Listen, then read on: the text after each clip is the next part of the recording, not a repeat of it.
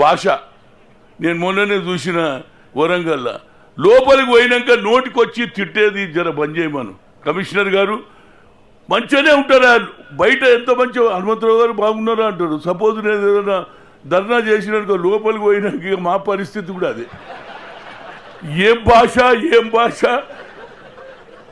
మా ఇంట్లో కూడా మా నాయన కూడా తిట్టాడు, అట్లా తిడతారు అప్పుడు. ఇది కూడా కొద్దిగా కేసీఆర్ గారు మైండ్లో పెట్టుకోండి.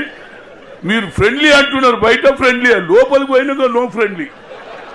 ఇన్సైడ్ పోతే ఇక వాళ్ళ భాష వాళ్ళ తీరు చూస్తే మహాప్రభు ఊకేనా ఎందుకు వస్తారా అనిపిస్తుంది. కనుక ఇవన్నీ కూడా బాగానే ఉన్నది, నూతన ఆధునికంగా మంచిది, ఇది బెస్ట్ కార్యక్రమం. ఇది నిజంగా నేను చాలా అప్రిషియేట్ చేస్తున్నా ముఖ్యమంత్రి గారి ఆలోచనను.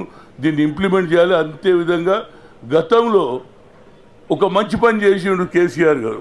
ప్రతి పోలీస్ స్టేషన్కు 75,000 అంటే ఎవరైనా చనిపోయినా పోస్ట్ మార్టం చేసినా ఎవరు ఇంతకుముందు ఏముంటుండే ఎవడు పోతే వాళ్ళనే వేసేది. అర్థమైంది కదా.